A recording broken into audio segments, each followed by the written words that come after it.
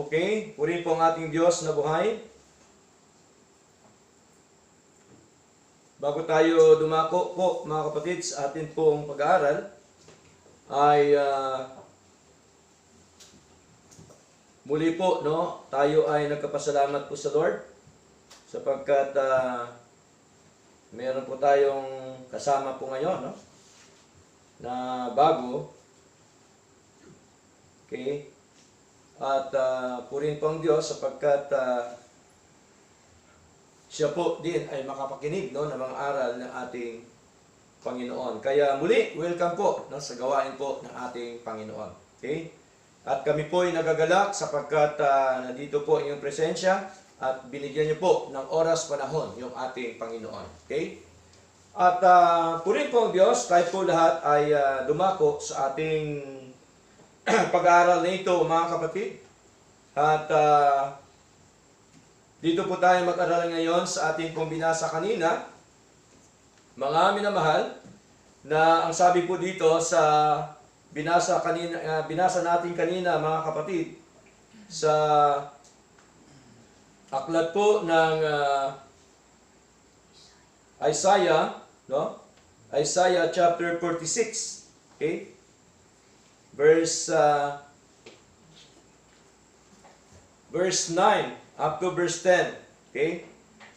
Dito po tayo mag-aaralan po mga kapatid. Isaiah chapter 46 verse 9 up to verse 10. Sabi po dito, remember the former things of old, for I am God, and there is none else. I am God, and there is none like me. Verse 10, declaring the end from the beginning, and from ancient times, the things that are not yet done, saying, my counsel shall stand, and I will do all my pleasure. So, our topic this morning is about the absolute sovereignty of God. No? The absolute sovereignty of God. Sa Tagalog, ang ganap na kataas-taasang kapangyarihan ng Diyos.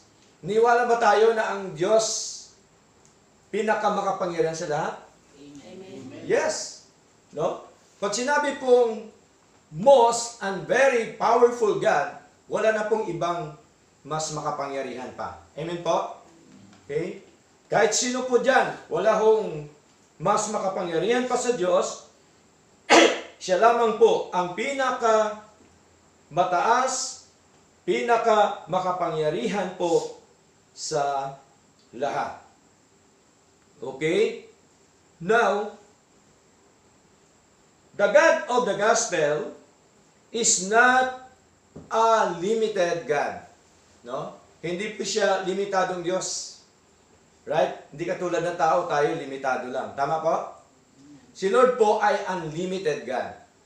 Nagagawa niya, ibig sabihin, nagagawa po niya ang lahat ng mga bagay na nais po niya. Amen po? Okay? So, meron ba tayo nakita sa mga ginawa ng Diyos sa mundo ito? Amen. Meron tayo nakita? Lahat, ginawa po yan ng Diyos. Tama po? Bundok, lupa, langit, tayo, nilikha din po ng Diyos. Okay? Galing po tayo kay Adan at kay Eva. Tama po? Hanggang sa lumaganap na po ang tao.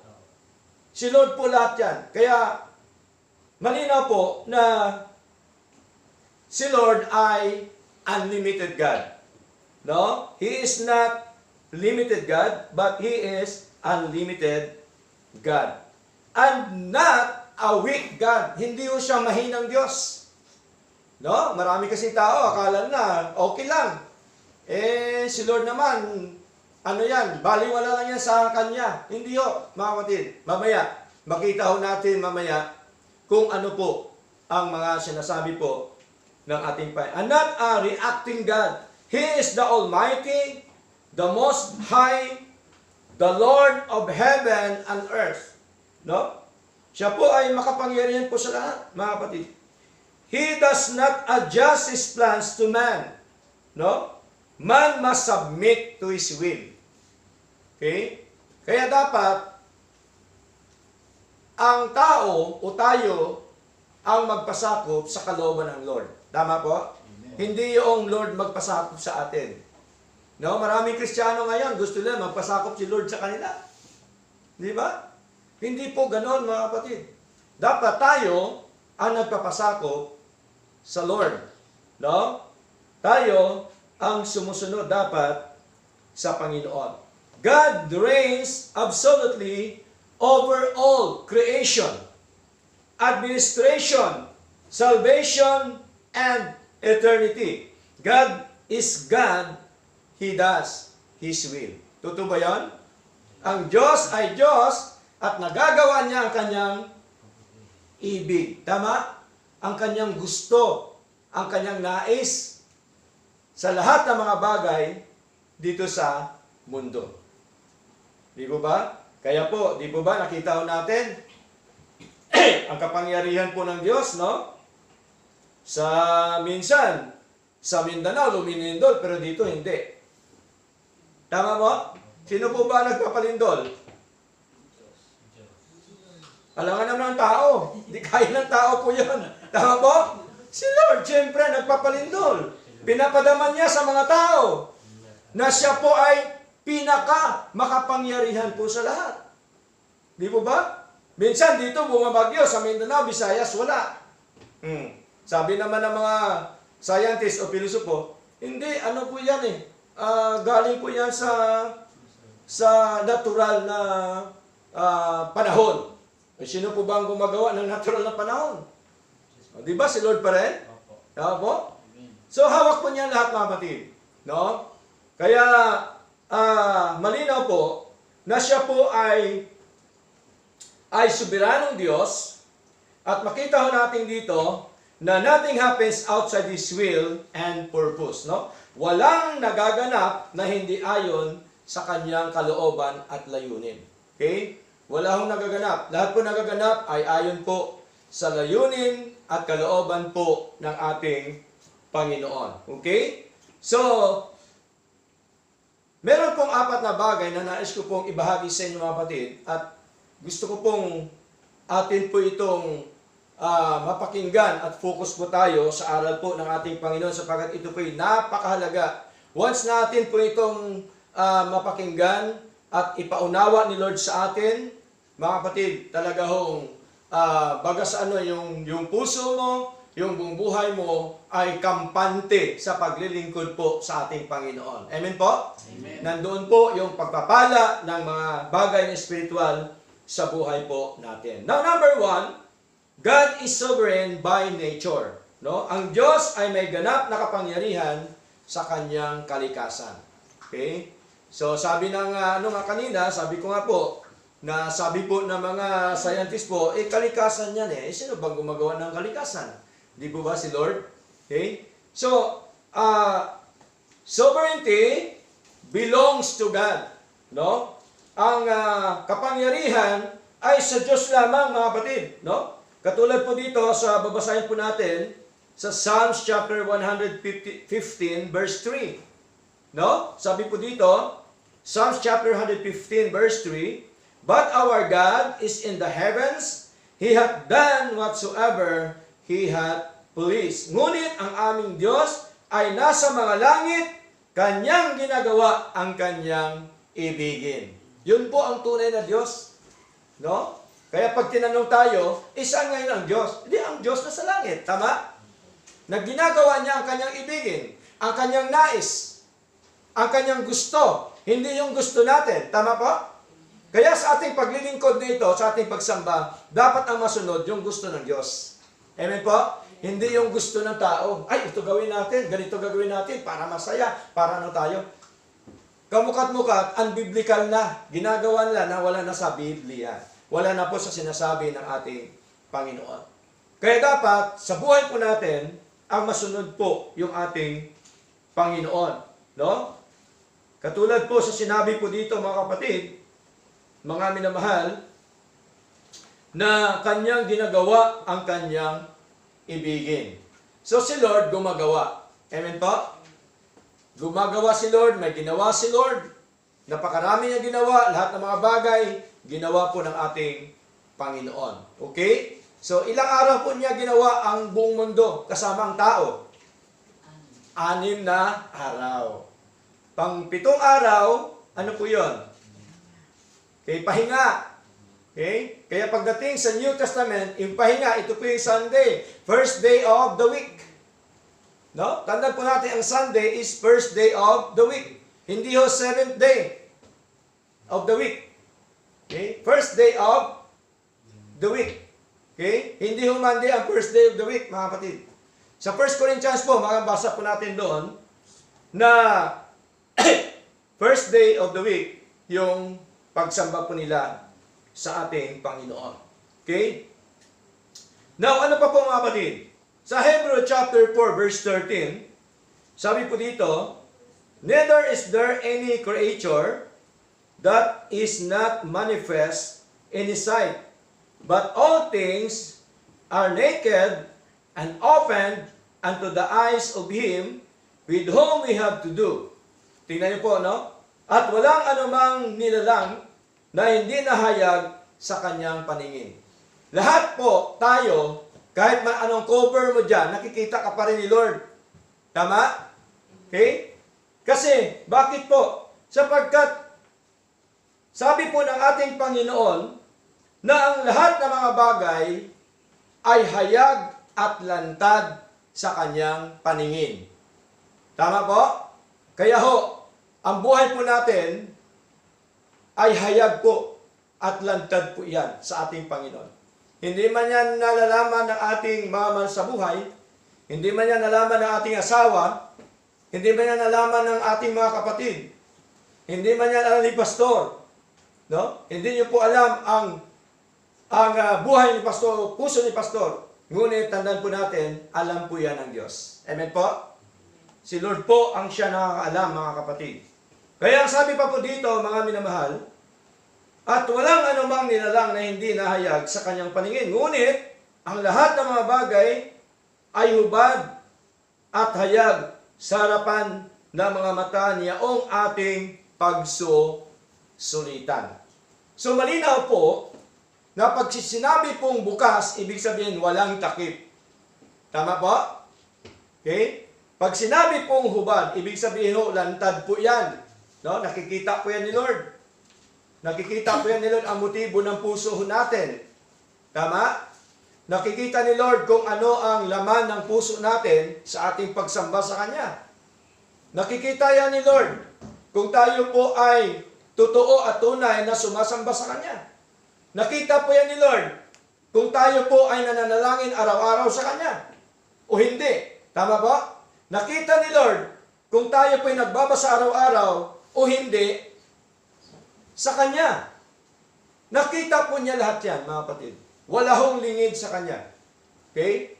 Sabi pa nga ng Matthew, maging ang buhok natin, bilang na po ng ating Panginoon. Okay? Bilang na po, mga kapatid. Sino ba nakakagbilang ng buhok? Kahit sinong matalino ho dyan, di nabibilang ang buhok. Diba? Kahit po buhok ni pastor na wala na ganong buhok, hindi pa rin po yan mabibilang. Kahit anong gagawin po dyan, mga kapatid. O, tingnan niyo po. Kaya ang Diyos, pinaka-makapangyarihan sa lahat.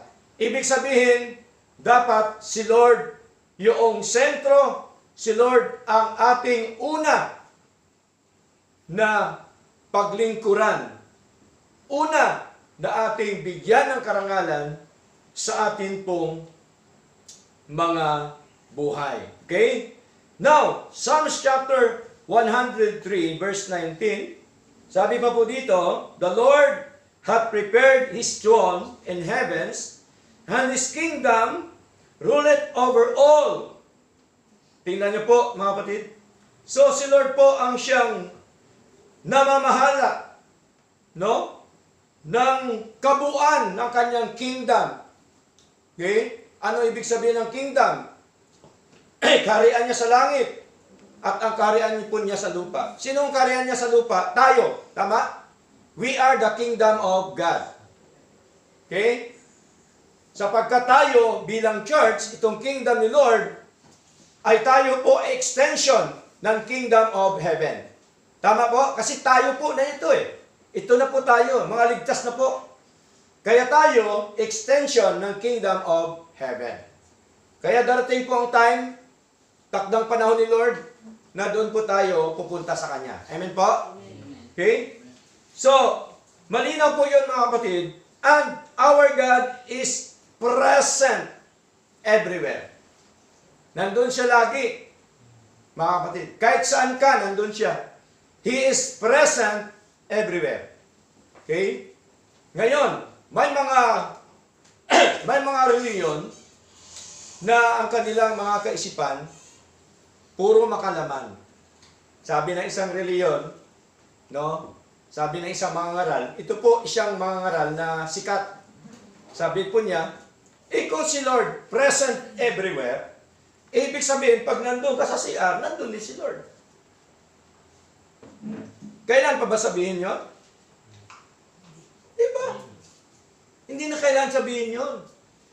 Yun po ay kaisipan ng laman. Tama? Pero pagka ang kaisipan mo ay kaisipan ng Espiritu, na-anticipate mo na agad yun. Tama po? Pag sinabing, God is present everywhere. Lahat po na ginagawa mo, alam po ng ating Panginoon. Nandoon po siya, mga kapatid. No?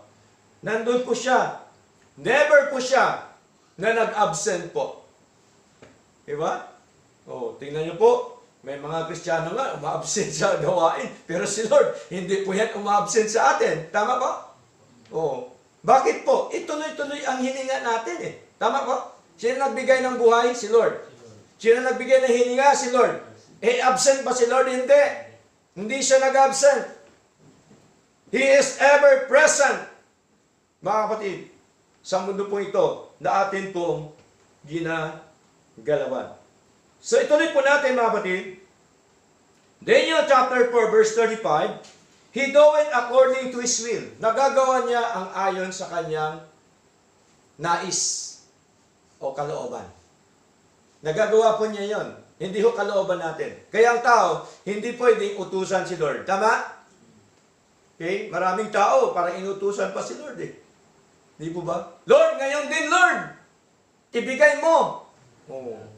Inutusan mo si Lord. Sino ka ba? Tama po? Malinaw po yun. Hindi natin dapat utusan si Lord. Dapat sabihin natin, Lord, nawa po. Pagkalooban niyo po ako nito, ayon sa iyong kalooban. Amen po?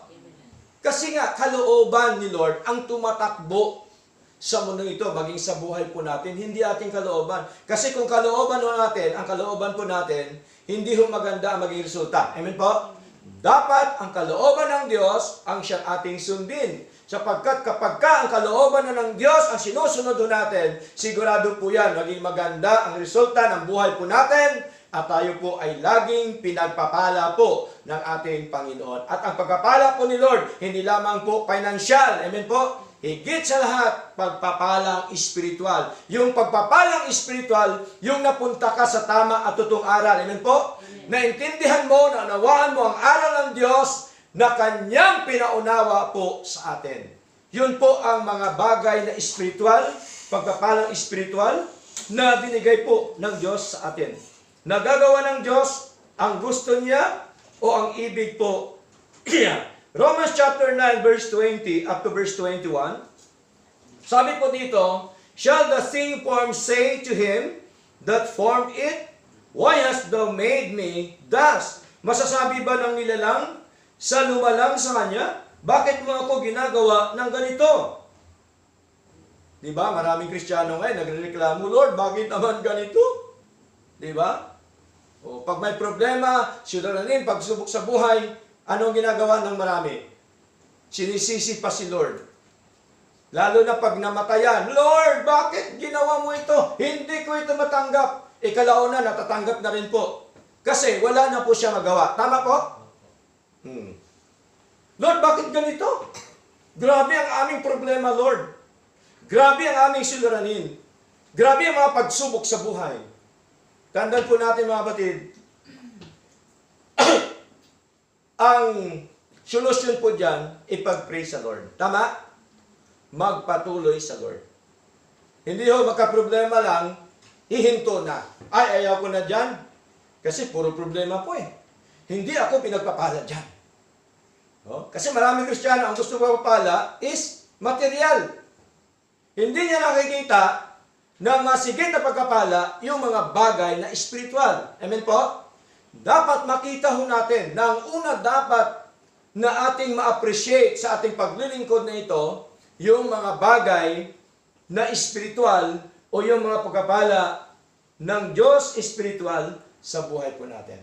Okay? Kaya ano sabi sa verse 21 ng Romans chapter 9, mga kapatid, sabi po dito, He not the potter power over the clay.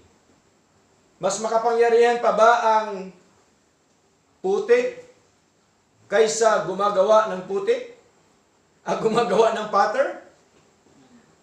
Sino ba makapangyarihan? Yung putik o yung gumagawa? Ang gumagawa. Tingnan niyo po, pagka gumawa ng potter, ang gusto ng gumagawa, ito po yung design. Tama?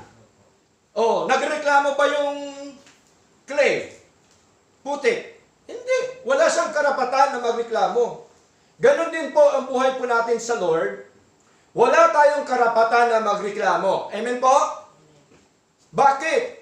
Sapagkat kung anong gusto ni Lord na design sa buhay mo, yun po yun, mangyayari po yun. Kahit man ano ang gagawin mo, hindi ho yan mangyayari. Maliban lamang na magaganap ito po yung gusto, ang plano, o nais po ng Diyos sa buhay po natin, mga kapatid. Tingnan niyo po nakikita niyo pa yung gumagawa ng potter? Di ba? Yung, ano sa Tagalog yung potter? Palayok. Magpapalayok. Nung gumagawa siya ng palayok. Kita yung palayok? Ginalagyan ng ng halaman. Di ba? Oh, mga palayok. Kaya meron palayok na maganda, di ba? Palayok na pangit, na medyo hindi class. Palayok, lutuan. Oh. Palayok, lutuan. O lutuan, palayok. Di ba? Paso yung Paso palayok. Paso palalagyan ng halaman. Okay? Yung palayok, ilutuan na mga paksiw. Tama? Oh, yun dati ang ginagamit po natin. Tapos, naguhulma pa sila ng banga. Tama? No. Yun po yun. Kaya may mga hugis po yun, mga kapatid. Kaya yung putik, hindi yung pwede magreklamo sa magpapalayok. Amen po? Ganon din po tayo sa harapan ng Panginoon.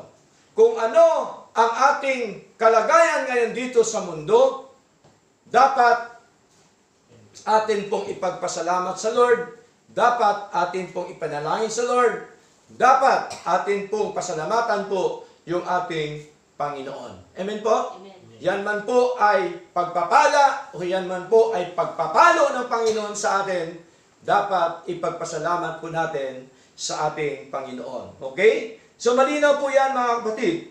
Kaya ano pang sabi po dito ay number 1, God is sovereign by nature. Number 2, God is sovereign in creation. No? Tingnan niyo po, makapangyarihan na ang Diyos sa paglikha. He is a creator, owner, author, and sustainer. Tingnan niyo po, siya po yon ang may likha, ang may gawa ng lahat ng mga bagay sa mundong ito. Okay? Kaya po, ay dapat, wag po sila sirain ang mga nilikha po ng Diyos. Amen po? Okay? Di po ba yung bundok natin, mga sira na. Kaya dapat, wag po sirain. Kaya tingnan niyo po, ang balik sa atin, baha. Tama po? Kasi, ginawa po yan ni Lord. May purpose si Lord yan. Tapos, sinisira ng mga tao. So, lahat po yan, ginawa ng Diyos, maging ang buhay po natin, mga kapatid. No? Ano po ang katibayan? Genesis chapter 1, verse 1, ano sabi ni Lord? Ano sabi po ni Moises sa kanyang salita? In the beginning, God created the heaven and the earth. Tingnan niyo po, siya po ang gumawa ng langit at ng lupa. Hindi ho bulldozer ang gumawa ng bundok. Amen po? Ng mundo. Hindi ho, mga kapatid. Okay? So, hindi ho tao ang gumawa niyan, kundi ang ating Diyos. Now, ano pa po?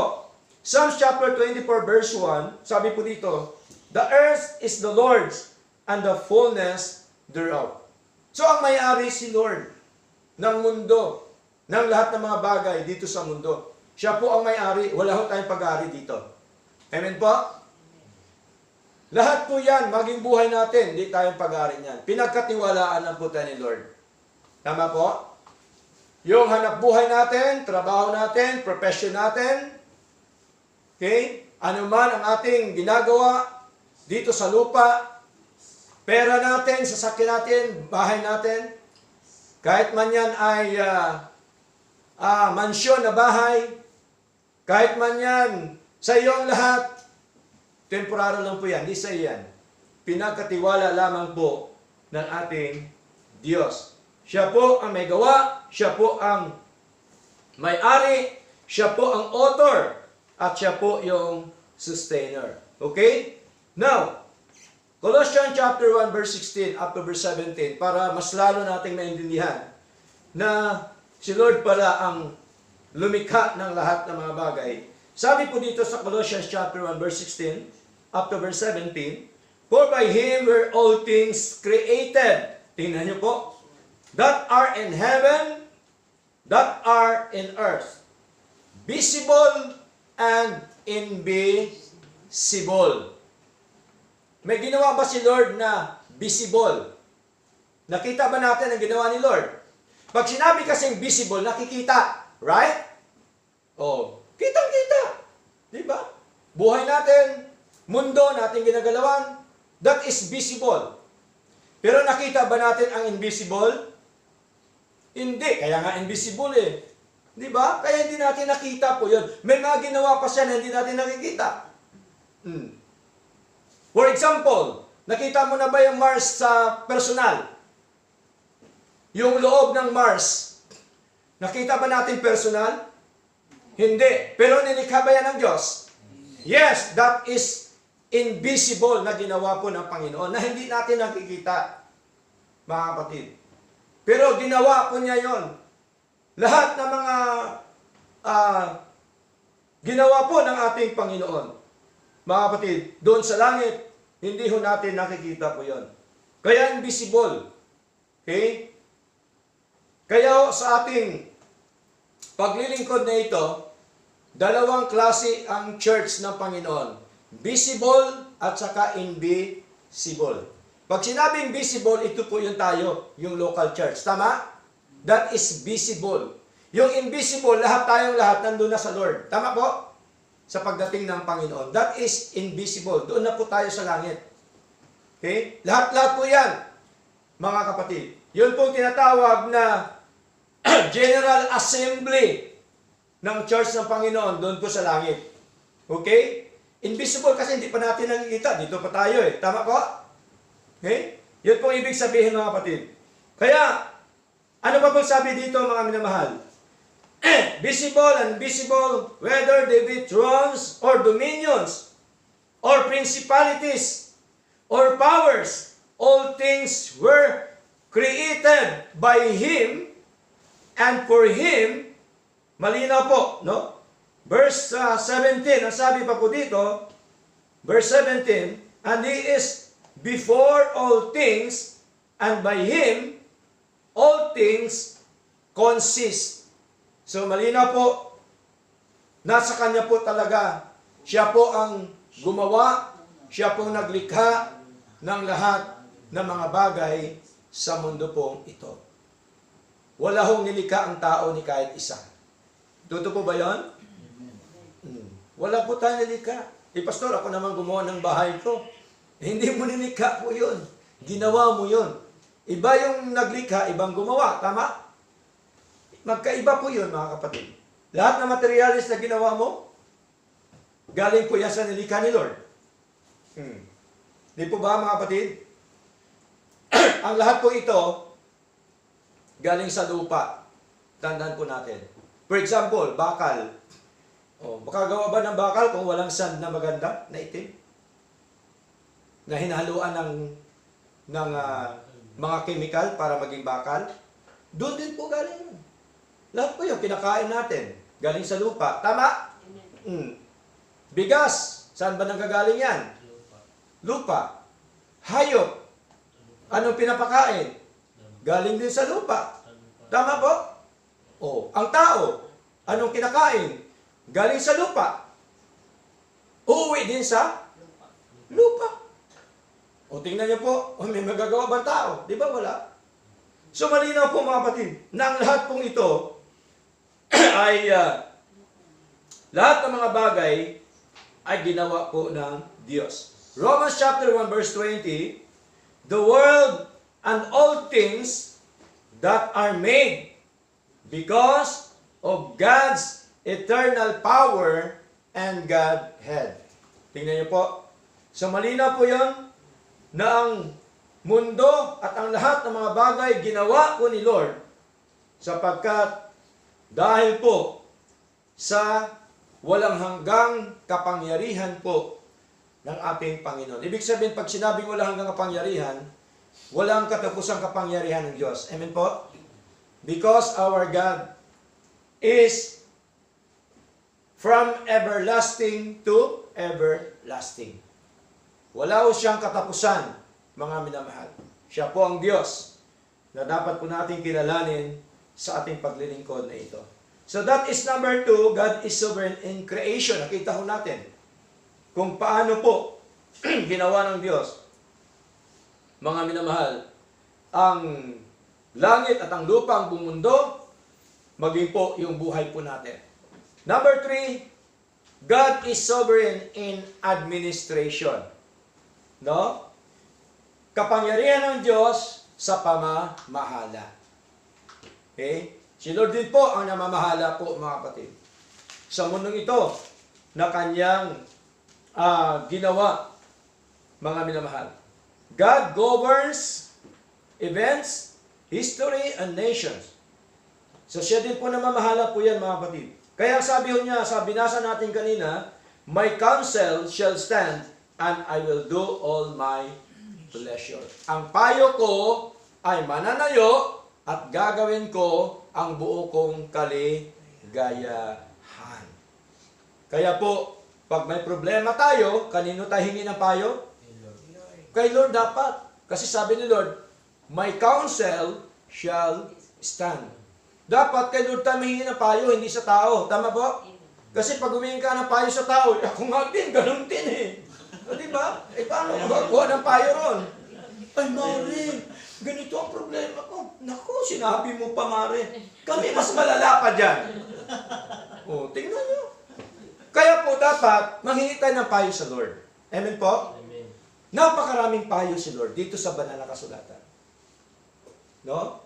Dito po sa banal na kasulatan, napakaraming payo ang ating Panginoon. Halimbawa, wala kang trabaho, may payo si Lord. Ano sa payo ni Lord? Huwag kang maging tamad. Maghanap ka ng trabaho. Tama po?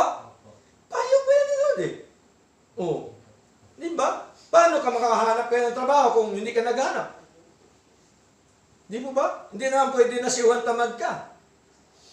Nakanganga ka lang ng ganon, naghihintay ka ng malalaglag ang bayabas, ituloy, naunahan ka ng ibon. O, di ba? So, dapat maging masipag. Lahat ito, may mga payo po si Lord sa buhay po natin. Sa araw-araw po nating buhay, may payo po si Lord. Ano lang kailangan natin? Basahin, mag-aral ng salita po ng Diyos, manalangin po sa Panginoon, at si Lord po ang siya mag-reveal sa kanyang mga salita para sa bawat isa po sa atin. Take note, dapat bago natin gawin, ang motibo natin tama. Amen po? Okay? Yun po ang pinakamahalaga, yung motibo. Dapat totoo ang ating motibo sa Lord. No? Hindi yung para bagang ginagawa mo lang laro-laro yung gawain ng Diyos. Hindi ho ganon, mga kapatid. Pagka ganon ang motibo mo, laro-laro lang ang gawain ng Diyos, nilalaro-laro mo rin si Lord. Tama? Kasi ang gawain po ni Lord, Kanya po ito. Hindi naman ito atin. Okay? Kay Lord po yung gawain po ito. Kaya po, dapat seryoso po tayo sa gawain po ng ating Panginoon. Malinaw po, the world and all things that are made because of God's eternal power and Godhead. Pag sinabing Godhead, ay yung pagka-Diyos, ito po ay binubuo ng isang Diyos, ngunit nahayag bilang Ama, Anak at Banal na Espiritu. Ngunit isang Diyos po yan. There is only one God, but three manifestation, the Father, the Son, and the Holy Ghost. And these three are one. Okay? Next, ano pa pong sabi dito?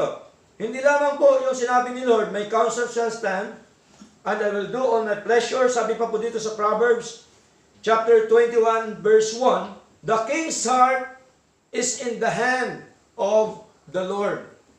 Maging po ang puso ng hari ay nasa kamay ng Panginoon, mga kapatid. Okay? Maring sabihin po natin, bakit hindi ginawa ni Lord na ang bansang Pilipinas ay mayaman? Dapat tayo lahat mayaman. Diba? Maraming mga nag-iisip ng gano'n, di po ba? Okay? Tandaan po natin, kung bakit ganito yung bansa po natin, merong dakilang layunin ang Diyos. Amen po? Ano man nangyari sa bansa, sa buhay natin, ano man nangyari sa hari o sa namumuno, meron pong dakilang layunin po ang Diyos. Ang part po natin, ipanalangin natin yung namumuno. Amen po? Na baka sakali, kahabagan po ng Panginoon, sa kalooban po ni Lord, ay mabago, maiayos, no? Maituwid ni Lord yung kanyang pamumuno. Kahit sino dyan mamumuno, dapat yun po ang gagawin po natin, mga kapatid. Okay? Huwag po tayong magreklamo sa Lord. Amen po? So, ipanalangin natin. At ano pa po sabi dito? Ephesians chapter 1 verse 11. He worketh all things after the counsel of His own will. Tingnan niyo po, nagagawa niya ang lahat ng mga bagay sa kanyang mga payo at sa kanyang kalooban. Sa kanyang sariling kalooban. Tingnan niyo po, mga kapatid, siyang gumagawa sa kanyang sariling kalooban. Kaya tayo, makikiusap lang tayo sa Lord. Amen po? Kikiusap tayo sa Lord. Kung ano man ang ating dapat hingin sa Lord, makikiusap po tayo sa Lord. So that is number 3. God is sovereign in administration. Pamamahala. Okay? Now number 4, panghuli po. Number 4, God is sovereign in salvation. Si Lord po ay makapangyarihan sa kaligtasan. Tama? Ang ating pag-uusapan ngayon, ating pag-aralan po ngayon, this is an eternal salvation. Pag sinabing eternal salvation, ang kaligtasan po ng ating kaluluwa sa impyerno. Tama? Pag sinabing temporal salvation, yung kaligtasan natin dito sa lupa habang tayo nabubuhay. Tama po? Tandaan po natin, sa Biblia, there are two kinds of salvation. Eternal salvation and then temporal salvation. Dito po sa lupa. Tandaan po natin yon. Hindi natin pwede imikos-mikos yon. Tama? Kailangan magka-separate po. Kasi pagka ihalo-halo mo yan, mga kapatid, malilito ka. Sa lahat na binabasa mo ng save, akala mo, save tungkol sa impyerno, kaligtasan sa impyerno. Hindi ho. Merong kaligtasan na temporar dito po sa lupa. Okay? So dito ang ating ngayong pag-aralan, no, ay kaligtasang eternal. Pag sinabing kaligtasang eternal, kaligtasan ng ating kaluluwa sa impyerno. Now, God's plan of eternal salvation from eternity to eternity. Ito po yung nakaplano ng kaligtasan po natin. Hindi po ito tsamba. Amen po? Hindi po ito ngayon lang nangyari, kundi pinlano na po nito ni Lord from eternity to eternity. Bakit, Pastor? Because God, siya po ang Diyos ng kaisan. Tama? Siya po ang Diyos ng kaisan. Kaya po, ito po ang plano ng Diyos, mga kapatid. Basahin po natin. Eternal salvation is entirely God's work. Totoo po ba yun? Gawa pa talaga ni Lord ang kaligtasan? eternal natin? Siya ba ang nagligtas sa atin? Amen. Kaya pag sinabi po na eternal salvation is entirely God's work, dapat tuldok na yon. Wala nang dugtong. Tama? Okay? Wala nang dugtong, dapat si Lord ang nagligtas sa atin. Period. Wala nang dugtong. Oh, di ba? Ang iba, dugtungan pa. Ito ang gagawin natin para tayo maligtas, di ba ba? Eh, ginawa na nga po ni Lord eh. Okay? So, alamin po natin. Tatlong bagay ang gusto kong i-share sa inyo. Number one, yung tinatawag po na election or chosen. Meron pong pinili ang Diyos before the foundation of the world. Sino pinili niya? Tayo, kasama po ron. Amen po? Amen. Kasama po tayo, pinili ng Diyos before the foundation of the world. Ephesians chapter 1 verse 3 up to verse 5. Sabi po dito, He had chosen us in Him before the foundation of the world because God blessed us with all spiritual blessings in heavenly places in Christ. Heavenly places in Christ. No? Pinagpala daw tayo, sabi po ni Pablo, ng pagpapalang espiritual sa makalangit na dako. Ito po yung ating kaligtasan. Amen po? Sa makalangit na dako kay Kristo. O tingnan niyo po. Kaya tayo ay according as He had chosen us in Him before the foundation of the world. Meron po ba siyang pinili o hinirang? Amen. Malinaw po yan. No? Nabasa po natin mga kapatid. Ano pa po ang katibayan? 2 Thessalonians chapter 2 verse 13. God had from the beginning chosen you to salvation. Tingnan niyo po. No? From the beginning, chosen you to salvation. Hindi yung beginning ng mundo, kundi nag-umpisa na ginawa po ng Panginoon sa kanyang plano. Amen po? Yun po yung ibig sabihin. Okay? Tayo po ay pinili ng Diyos sa kaligtasan. Kailan tayo pinili? From the beginning. Tingnan niyo po, mga kapatid. Pag sinabi po na we are elected by God, we are chosen by God before the foundation of the world, ibig sabihin po, wala pa pong mundo, meron na pong plano ang Diyos sa atin. Tama? Wala pa po tayo dito, nakaplano na po yung ating eternal salvation. Amen po? Okay, nakaplano na po yan. Kaya nga po, ang sabi po dito, basahin po natin, Titus, mga kapatid. No? Titus chapter 1. Okay?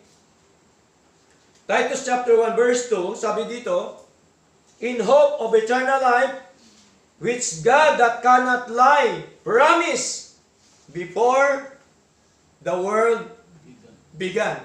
Kailan niya pinramis? Before the world began. Wala pang mundo. Pinangako na po ni Lord. Anong kanyang pinangako? Eternal life. Buhay na walang hanggan. Hindi ho ang buhay na hanggang ngayon lang. Okay? Kaya po mga kapatid, malinaw po yun na tayo po ay merong buhay na walang hanggan before the foundation of the world. Kaya sabi pa nga po dito that God cannot lie. Kaya hindi yun nagsisinungaling po si Lord. Diba?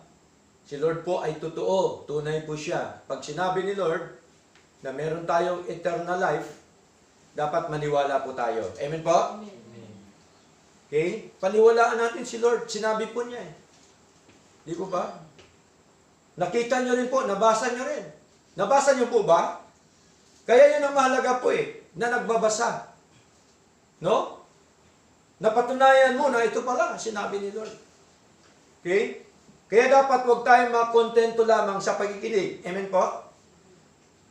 Kaya ako, lagi ko pong sinasabi sa kapatid na dapat magbasa para malaman po kung ano ang pinapangaral ni Pastor. Amen po? Amen. Okay? Kailangan po ang totoong church dapat transparent. Tama? Hindi po pwede itatago ang aral ni Lord. Dapat hubad at hayag. Tama? Okay? Kaya po merong akong kasharing ng isang pastor. Sabi niya, Pastor, ikaw pala ay Primitive Baptist, ano? Ay, opo, Pastor, sabi. Di ibig sabihin, pag sinabi primitive, nang sinauna pa. Ibig sabihin, Pastor, nakabahag ka. Sabi ko, hindi nga ako nakabahag, hubad pa. Diba? O nagulat siya ngayon, hubad pa. Saan ka ako hubad? Sa katotohanan. Diba? Akala niya, damit Diba? Oo.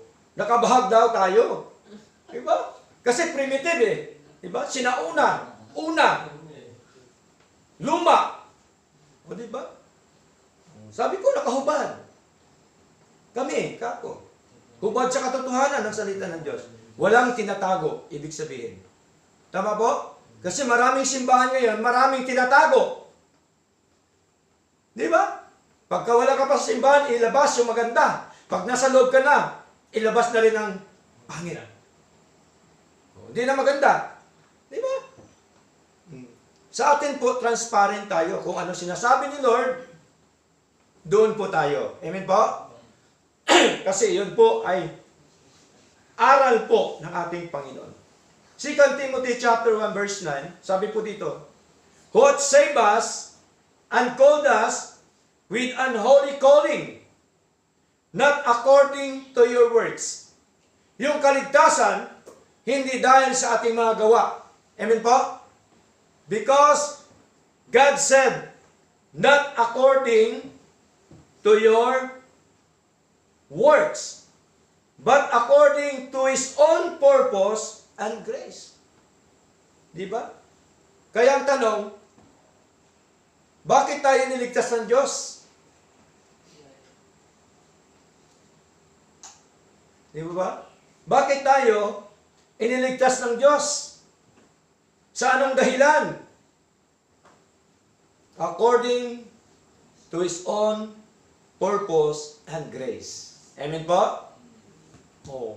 Yun po ang totoo, mga kapatid. Hindi dahil according to our works. Di ba? Hindi according to our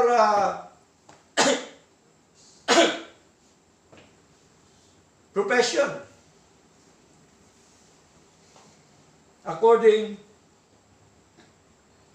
to His own purpose and grace, which was given us in Christ Jesus before the world began. Tingnan niyo po, nandiyan na naman ang before the world began. O, di ba? Binigay niya kay Kristo before the world began. Bakit before the world began? Kasi nga, that is a God's plan of salvation from eternity to eternity. Kaya before the foundation of the world, before the world began, mga kapatid, ang kaligtasan. Okay? Kaya yun po, yung tinatawag na election or chosen. Sabi ng iba, Pastor, may pinipili pala si Lord. Hindi siya patas. Diba? Oh. Maring ganong isipin ng marami. Hindi patas si Lord. Paano yung mga hindi napili? Naiwan. Ang naiwan po ba, problema natin yon? O problema ni Lord yon? Di ba kay Lord yun Di ba? Huwag natin problemahin yon, mga kapatid. Ang problemahin natin, yung ating ginagawa para kay Lord. Tama? ang problemahin natin, ang gagawin natin, itong gusto at nais po ng ating Panginoon, mga minamahal. Okay? So malinaw po yun, na merong pinili po si Lord. Bakit hindi ka nagreklamo nung nilindol ang Mindanao, tayo hindi nilindol? Ba't di mo sinabi, Lord, unfair ka naman, dapat kami din nilindol? Di ba? Ba't mo hindi mo sinabi? Kasi pabor sa'yo. Tama ba? Di ba? Kaya hindi ho yan unfair si Lord. Okay? Sapagkat sabi ni Lord, naawa ko sa ibig kong kahabagan, at ano pa pagsabi doon? Basahin po natin para maganda po. Okay, Romans chapter 9. Ito po yung sagot niya, mga kapatid. Romans chapter 9. Verse 14. Okay? Sabi dito, what shall we say then? Is there unrighteousness with God? God forbid. No? Who is it to Moses? I will have mercy on whom? I will have mercy. And I will have compassion on whom? I will have compassion. So then, it is not of him that willeth, nor of him that runneth, but of God that showeth mercy. Kaya nga po, tayo naligtas dahil sa mercy ni Lord. Tama? Kinahabagan lang po tayo, kinawaan lang po tayo ng ating Panginoon. Yun po, mga kapatid, yung election or chosen. No? Next, number 2, yung tinatawag po na redemption. Ang redemption po naganap, ang actual na naganap noong panahon ng ating Panginoon Kristo. Amen po? Naganap po siya ng panahon ng ating Panginoon Kristo. Yung pagtubos sa atin. Basahin po natin Hebrew chapter 9. Mga kapatid, no? Hebrew chapter 9, verse 12. Ano sabi po dito, mga kapatid? Neither by the blood of goats and calves, by his own blood, he entered in once into the holy place, having obtained eternal life o eternal redemption for us. Tandaan po natin, maging ang pagtubos sa atin ng Panginoon Kristo ay eternal para sa atin. Amen po? Kaya nga po, eternal redemption. Pag sinabing eternal, walang katapusan na pagtubos, tama? Walang humpay na tubos. Ibig sabihin, meron tayong eternal security sa pagtubos po ng ating Panginoong Hesu Kristo. So, ang mga hinirang, makinig po tayo, ang mga hinirang ng Diyos before the foundation of the world, yun po ang binigay ng Ama kay Kristo. Tayo, kasama po tayo. Bakit? Sabi po dito sa John chapter 6, verse 37, all that the Father giveth me, sabi ni Lord, shall come to me. No? Ang lahat daw, sabi po natin kay Kristo, ang lahat daw na binigay ng Ama sa Kanya ay lalapit sa Kanya. Ibig sabihin, tinubos niya. Amen po? Ibig sabihin, tinubos niya ng Kanyang sariling dugo. Okay? Malinaw po, mga kapatid? Verse 44. Ano pa pong sabi? Okay? Sa John chapter 6, verse 44, mga kapatid. Malinaw po dito ay sinasabi po ni Lord. No? Sabi po dito, no man can come to me except the Father which has sent me draw him, and I will raise him up at the last day. Tingnan niyo po. So malinaw po na walang taong makakalapit sa akin maliban lamang ng Ama ang siyang nagdala sa kanila. Tingnan niyo po. Tayo po yon, dinala ng Ama. Pinili tayo before the foundation of the world. Dahil tayo kasama sa kasalanan kay Adat kay Eva, tayo po ay dinala ng Ama doon kay Kristo para tayo tubusin. Tama po? So malinaw po yan. Anong kasunod? Nung tayo tinubos na ni Kristo. Of course, ang mga ginagawa natin dati, dapat babaguhin at dapat palitan, dapat buhayin ang ating espiritual na patay na kalagayan sa Lord. Kaya ang bubuhay sa atin, ang Espiritu ng Diyos. Tama po? Ito po tinatawag na regeneration. Regeneration. Kapanganakan na magmuli. Hindi sa pisikal, ito hindi. Hindi tayo pwede bumalik sa tiyan ng ina natin. Tama? Espiritual ang tinutukoy po ni Lord. Kaya ang sabi po dito, mga kapatid, sa John chapter 3 verse 8, so is everyone that is born of the Spirit. No? Ang nagbo-born again sa atin, tandaan po natin, Espiritu ng Diyos. Hindi yung bautismo. Ang kapangyarihan ng Diyos, ang Espiritu ng Diyos, ang siyang nagbo-born again sa atin. No? Hindi yung bautismo or gospel. Ano pa pong katibayan? Titus chapter 3 verse 5. Not by works of righteousness, which we have done, but according to His mercy, He saved us by the washing of regeneration and renewing of the Holy Ghost. Tingnan niyo po, sino daw ang naghugas sa atin sa kapanganakan? Yung Holy Ghost. Espiritu ng Diyos. Ibig sabihin, siya po ang nag-born again sa atin. Siya po ang nagbigay ng buhay sa atin, yung kalagayan nating patay, espiritual. Di po ba? Dahil sa ating kasalanan at pagsuway, na atin pong namana kay Adan at kay Eva. Yun pong tinatawag na original sin. Di ba?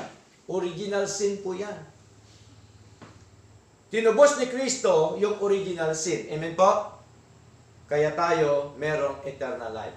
Kaya tayo merong buhay na walang hanggan. Kaya nga po tayo naligtas dahil sa biyaya ng Diyos, dahil sa awa ng Diyos, mga kapatid, dahil sa layunin at biyaya po ng ating Panginoon. John chapter 1 verse 13. Which were born not of blood, nor of the will of the flesh. Hindi tayo pinanganak sa laman, sa dugo, sa laman. Amen po? Okay? Nor of the will of man. Hindi dahil sa kalooban ng tao. No, di po ba? Ang kalooban ng tao, sige, magpabautismo ka para ka maborn again. That is the will of man. Tama? O makinig ka ng Ebanghelyo para maborn again ka, maligtas ka. That is the will of man. Ang born again ay born of God. Amen po? Pinanganak ng Diyos tayo. Okay? Kaya sabi dito, it's born not of blood, nor of the will of the flesh, nor of the will of man, but of God. Tingnan niyo po. So overall, ang gawa ng Ama, ng Anak, at ng Banal na Espiritu, malinaw po, nang sabi po ni Jonas, chapter 2, verse 9, salvation is of the Lord. Walang parte ang tao sa kaligtasang eternal. Amen? Dapat yun ang tanda natin. Wala siyang bahagi ron. Sa pisikal na buhay natin, tingnan po natin. May participation ba ang pinanganak?